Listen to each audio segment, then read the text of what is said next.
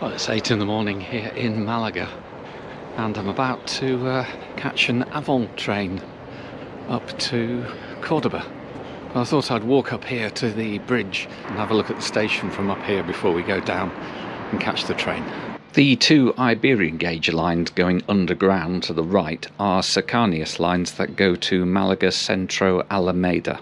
Above ground there's 5 standard gauge high-speed platforms and 3 with Iberian gauge. This new station at Malaga was inaugurated in November 2006 with the coming of the high-speed rail from Córdoba. Just looking over to the north side, there's a lot of old railway buildings and one that looks a lot like an engine shed. But now it's just home to Malaga bird life. And next door is the major shopping centre that covers the old railway land and takes up quite a large part of the new railway station. And across the road is the main bus station, so that's handy. The new station covers the site of the original one, which dates from the 1860s. The old buildings that used to house the ticket offices and waiting rooms have been preserved to form a kind of gateway into the new building.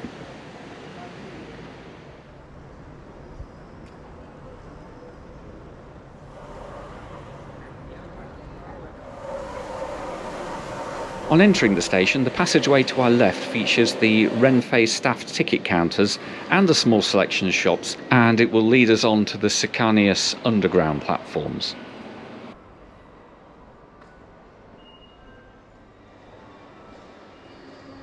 Meanwhile, the main concourse feels like a shopping centre, as actually that's exactly what it is. Although the ceiling seems to be made out of giant light switches. Right, it's time to head through security as we are on a high-speed train today. So good morning from Estación de Málaga, María, Zambrano. A station named after a writer and philosopher, which is nice. Don't get that often, do you? In London we've got a station named after a bear. Or is it the other way around? I'm here to catch the Avant, which is going all the way to Seville, but I'm going to jump off at Córdoba. So it was first trip today in Spain, and it's going to be trying out the Avant service, and yeah, we'll see how it goes. So what's next is to get your ticket checked and get on the train. So it all seems very slow. Seems quite an event getting on the train. There's a big queue for platform 1 where my train is departing, and it doesn't seem to be moving all that quick. Anyway, let's get on the platform and then I'll jump back to you. I've honestly no idea why they're all waiting on the right hand side. I've got a barcode on my phone, so I'm going to aim for this young lady on the left. Well, that did save some time. Today we're going to be riding on one of Renfe's Avant Series 104 4-car EMUs. They were built in 2003 by Alstom and CAF.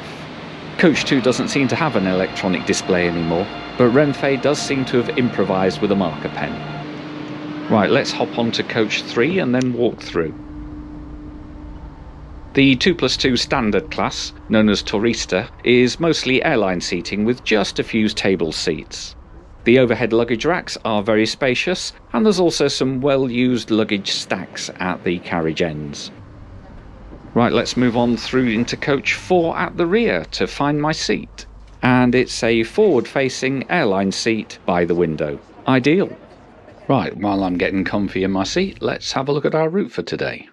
We'll be travelling on the high-speed line all the way to Córdoba, with a couple of intermediate stops, one at Antequera Santa Ana, where the high-speed line from Granada will join us, and then at Puente Genil Herrera, and from then on it's full speed to Córdoba. And that's a distance of 134 kilometres, or 83 miles, and even with the 2 stops we'll get there in just 1 hour and 5 minutes. Well, legroom's pretty decent for standard class, and it does come with an integrated footrest for all you short people. There's a handy little shared bin for small items of rubbish.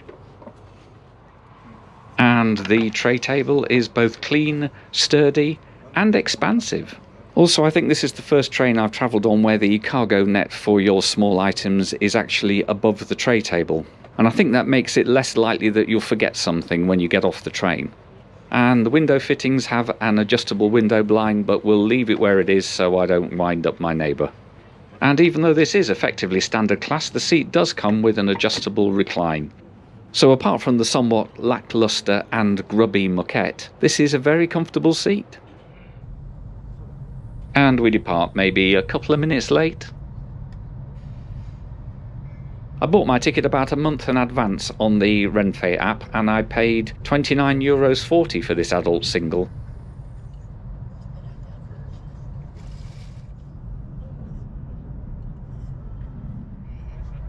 Soon we're heading out through the suburbs of Malaga. Well, down here by the coast, the weather is turning out really lovely.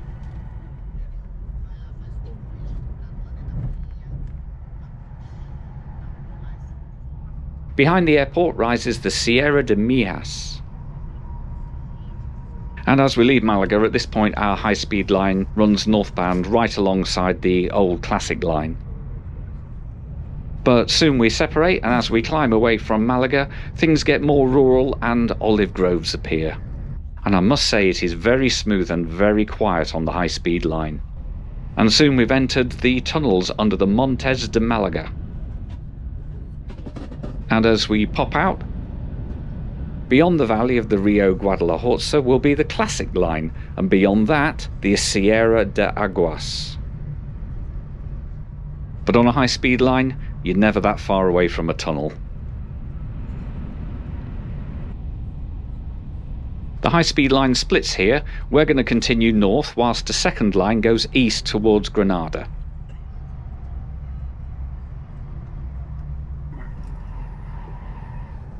And we begin to slow down as we have an intermediate stop at Antequera Santa Ana. This is one of those middle-of-nowhere AVE stations. And also the northbound and the southbound platforms are kind of offset. There's a diesel multiple unit on the platform for the classic line, which is running the direct service between Seville and Malaga, and that's the route I'll be returning on in a couple of days. Once out of the station, we soon switch back onto the fast line. There sure is a lot of mist now covering these Andalusian olive groves.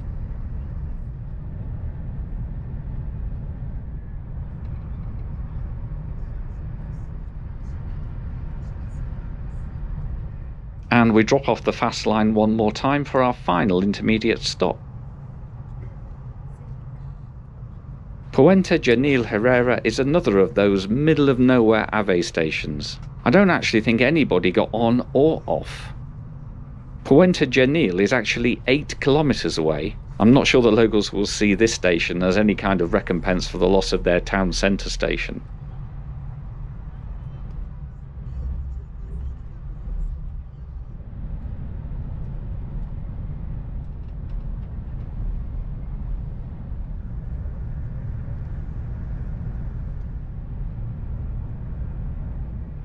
And now we join the Córdoba to Seville high-speed line for that last little eastbound run into Córdoba.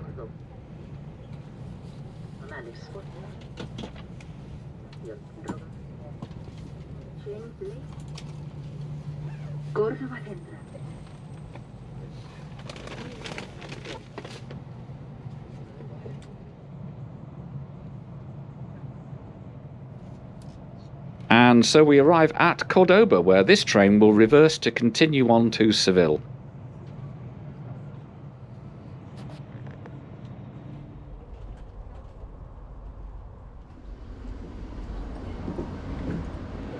Well, isn't this station a wonderful riot of concrete and steel?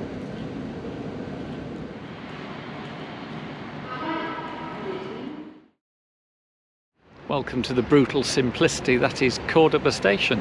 That run up from Malaga on the Avant was very nice actually. I really enjoyed it. The Turista seat, the lowest cost seat, was really comfortable and had recline, various settings, lots of space. There was nobody sat next to me, but if there was, there would have been lots of space. There was a really nice large tray table, and actually it was a great service on a really smooth high-speed line. I think you can tell that those little four-coach Avants are a little older than maybe some of the shiny new stuff that you might find around. but they're still doing the job really well on those reasonably short hops, and I've got no complaints at all. We arrived pretty much on time, maybe a few minutes late, and it certainly took quite a long time reversing here to go on to Seville. So anyway, that is the first part of my little journey today. Yeah, I look forward to catching up with you later when I will be going from here in Córdoba on to Seville. So look forward to seeing you on that one. But in the meantime, thank you very much for watching this video, and if you've enjoyed it, please like and consider subscribing to the channel, as I release a video every Friday. But in the meantime, from the brutal glory that is Córdoba station, thank you very much for watching.